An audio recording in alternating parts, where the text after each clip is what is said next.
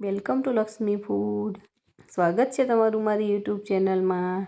તો ચાલો, બહાર લારીમાં મળતા એવા ખાટા ઢોકળા આપણે ઘરે બનાવવાના છીએ.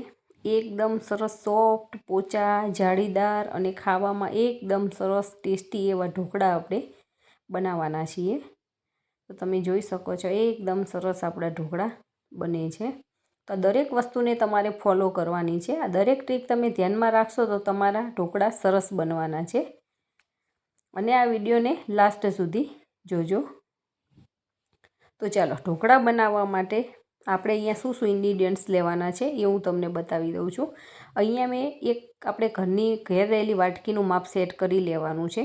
તો મેં અહીંયા 2 વાટકી ચોખા લીધેલા છે, 1 વાટકી ચણાની દાળ લીધી છે, અડધી વાટકી મગની દાળ, અડધી વાટકી અડદની દાળ અને અડધી ચમચી જેવી સૂકી મેથીના દાણા લીધેલા છે.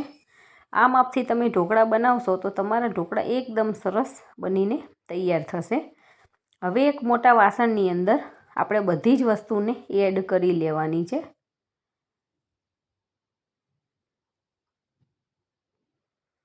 આપણે ચોખા, દાળ, મગની દાળ અને અડદની દાળ, આ બધી દાળ ને ચોખા બધું મિક્સ કરી લેવાનું છે.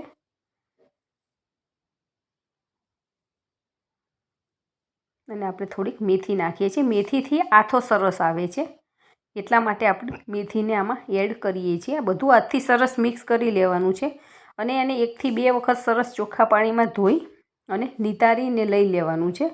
અને આને અંદર પાણી નાખવાનું છે. આપણું જેટલી દાળ ચોખા છે એનાથી ડબલ પાણી નાખવાનું છે, કેમ કે આ ફૂલાશે એટલે પછી દાળને કોરું ના થઈ જવું જોઈએ. એટલા માટે આપણે પાણી વધારે એડ કરવાનું છે. હવે પાણી નાખ્યા પછી આને 8 થી 9 કલાક જેવા પલાળી રાખીએ છીએ. 8 થી 9 કલાક થઈ ગયા છે. સરસ મજાનું આપણું આ દાળ ચોખા પલળીને તૈયાર થઈ ગયા છે. હવે આનું આપણે સરસ બેટર બનાવી લેવાનું છે. આને ચમચાથી તમે હલાવીને જોઈ શકો છો એકદમ સરસ સોફ્ટ આપણી દાળ ચોખા થઈ ગયા છે. હવે એક મિક્સર જાર લઈ લેવાની છે અને આમાંથી પાણી ટોટલી નિતારી લેવાનું છે. જરાય પાણીનો ભાગ રાખવાનો નથી. અને એક મિક્સર જારની અંદર મીડિયમ ક્વોન્ટિટીમાં આપણે લઈ લેવાનું છે એટલે સરખું પીસાય. આખો ફૂલ જગ નથી ભરી લેવાનો, અડધો જગ રાખવાનો છે અને એની અંદર ખાટી છાશ એડ કરી લેવાની છે. આપણા દાળ ચોખા ડૂબે એટલી ખાટી છાશ લઈ લેવાની છે અને આને સરસ આવી રીતે હલાવી અને મિક્સરમાં પીસી લેવાનું છે. 1-2 મિનિટ તમે પીસો એટલે આપણું મજાનું સરસ બેટર પીસાઈ જાય છે. અને આને એકદમ સાવ પતલું નથી, ઝીણું નથી કરી દેવાનું, મીડિયમ આપણે રાખવાનું છે. દાણેદાર આપણું આ ટેક્સચર રાખવાનું છે. તો તમે જોઈ શકો છો એકદમ સરસ દાણેદાર આપણું બેટર બન્યું છે. બધી જ દાળ ચોખાને મેં આવી રીતે પીસીને લઈ લીધા છે. તો એકદમ સરસ મજાનું ખીરું આપણું બનીને તૈયાર થઈ ગયું છે. હવે આને 7 થી 8 કલાક માટે આપણે ગરમ જગ્યામાં રાખવાનું છે, જેથી કરીને આનો આથો સરસ આવી જાય.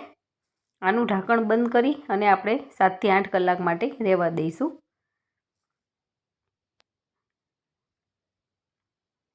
આને તમે તડકે પણ મૂકી શકો છો. શિયાળાની કે એવી ઋતુ હોય તો આપણે તડકે મૂકીએ તો ફટાફટ આથો આવી જાય છે.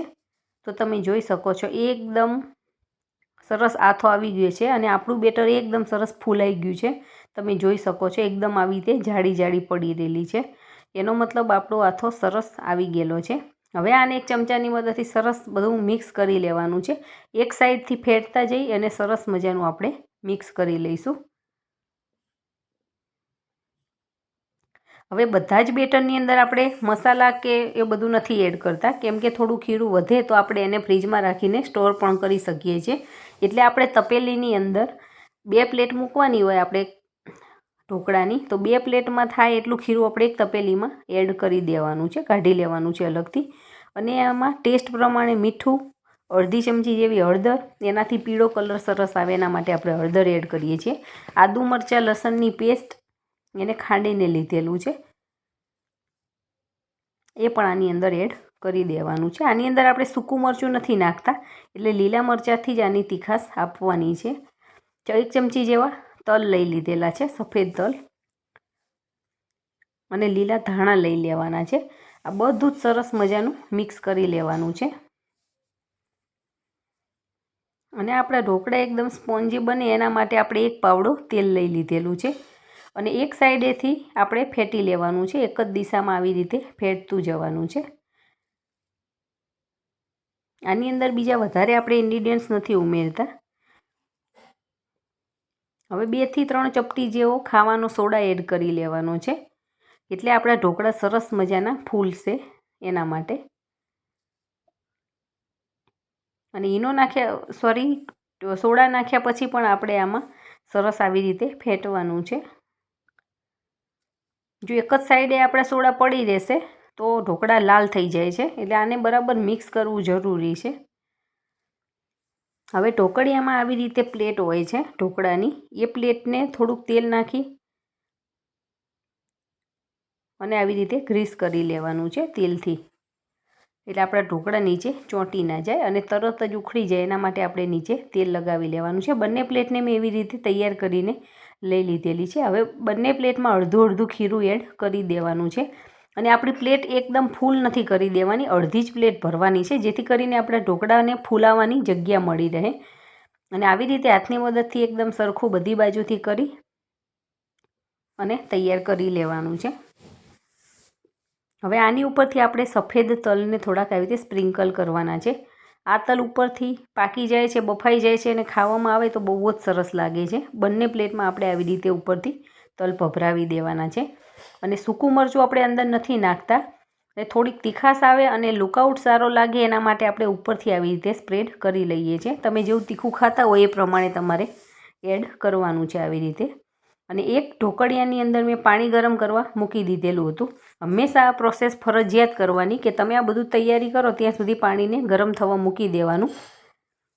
અને પાણી આવી રીતે ગરમ થઈ જાય એટલે આપણે બંને પ્લેટને આવી રીતે ધીમે રહીને ગોઠવી દેવાની છે. પાણી ગરમ હોય ને એની ઉપર પ્લેટ મૂકીએ તો આપણું સરસ બફાય છે. તો બંને પ્લેટને આવી રીતે ગોઠવી લીધી છે. અને ઢાંકણ બંધ કરી અને એને આપણે 20 મિનિટ સુધી પાકવા દેવાના છે. ગેસની ફ્લેમ શરૂઆતમાં મીડિયમ રાખવાની છે. 5-1 મિનિટ થઈ જાય પછી એકદમ લો ગેસની ફ્લેમ ઉપર આપણે ઢોકળાને પકવવાના છે. અને જો તમારી પાસે ઢોકળિયું કદાચ ના હોય તો બીજી રીતથી હું તમને બતાવું છું. આપણા ઘરમાં રહેલી કોઈ પણ આવી એક ડીશ લઈ લેવાની છે. એને પણ તેલથી ગ્રીસ કરી અને એની અંદર ખીરું પાથરી, ઉપરથી તલ અને મરચું સ્પ્રિંકલ કરી અને પ્લેટને તૈયાર કરી લેવાની છે.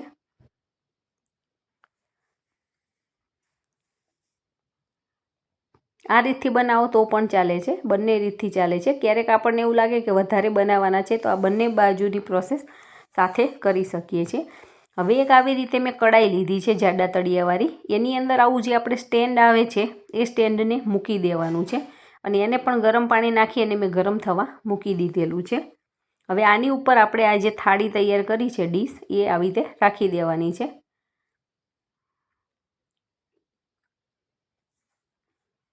તો તમે જોઈ શકો છો આવી રીતે પણ આપણે ઢોકળા બનાવી શકીએ છીએ. બંનેમાં સારા જ બને છે. હવે એક મેં ઉપરનું ઢાંકણ હતું એની ઉપર કપડું બાંધી અને એની ઉપર ઢાંકી દીધું છે. હવે આપણે ઢોકળિયામાં જે ઢોકળા મૂક્યા હતા ને 20 મિનિટ થઈ ગઈ છે, એમાં છરી આવી રીતે લગાવી અને જોઈ લેવાનું છે. આપણી છરી એકદમ ચોખ્ખી નીકળે છે એનો મતલબ આપણા ઢોકળા સરસ પાકી ગયા છે. અને આપણે જે કડાઈમાં મૂક્યું હતું એને પણ આપણે ચેક કરી લેવાનું છે. તો એમાં પણ ચપ્પા વડે આપણે ચેક કરી લઈશું. તો આમાં પણ ચપ્પુ આપણું એકદમ સાફ નીકળે છે. એનો મતલબ કે આપણા ઢોકળા ચડી ગયા છે. બીજી રીત કે આપણે આંગળીની મદદથી ઉપર આવી રીતે ટચ કરવાનું છે. એકદમ ડ્રાય થઈ જાય અને આપણી આંગળી ઉપર ના ચોંટે તો આપણા ઢોકળા સરસ પાકી ગયા હોય. હવે બંને પ્લેટને આપણે આવી રીતે બહાર કાઢી લેવાની છે. નીચે કશુંક સ્ટેન્ડ કે એવું મૂકીને એની ઉપર આપણે પ્લેટને મૂકી દેવાની છે, જેથી કરીને નીચેથી પણ હવા અડે એટલે આપણા ઢોકળા સરસ ઠંડા થતા જાય. અને 5-1 મિનિટ થાય પછી આપણે એની અંદર કાપા પાડવાના છે. પણ ગરમ ગરમ ઢોકળા હોય ત્યારે આપણે ઉપરથી સિંગ તેલ નાખી અને સરસ મજાનું આવી રીતે ગ્રીસ કરી લેવાનું છે, જેથી કરીને એનો ટેસ્ટ પણ સારો આવે ને ગરમ ગરમ હશે તો એની અંદર તેલ પણ આપણું સરસ ભળી જશે. તમે જે તેલ ખાતા હોય એ તેલનો ઉપયોગ કરવાનો છે.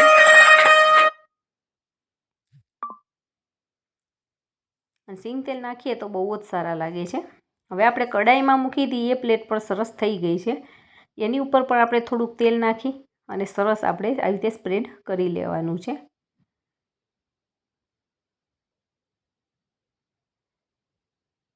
તો તમે જોઈ શકો છો એકદમ સરસ ઢોકળા આપણા બનીને તૈયાર થઈ ગયા છે. તમે આ દરેક ટ્રીપને ફોલો કરજો. પહેલી વખત બનાવતા હશો તો પણ તમારા ઢોકળા સરસ બનીને તૈયાર થઈ જશે.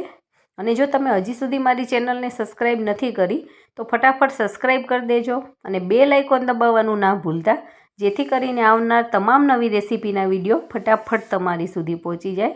અને જો તમને મારો આ વિડીયો પસંદ જ આવે તો વિડીયોને લાઈક કરજો અને તમારા ફ્રેન્ડ ફેમિલીમાં ચોક્કસથી શેર કરજો.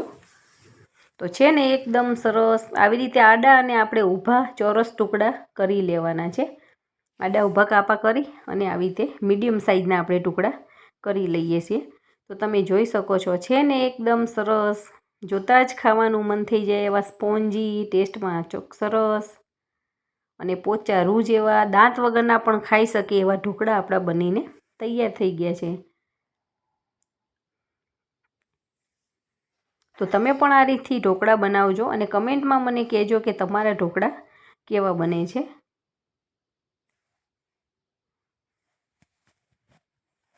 અને તમે બાળકોને લંચ બોક્સમાં આપી શકો છો. ફરસાણ તરીકે પણ આપણે આને ખાઈ શકીએ છીએ. તો તમે પણ બનાવજો ને એન્જોય કરજો. Thank you.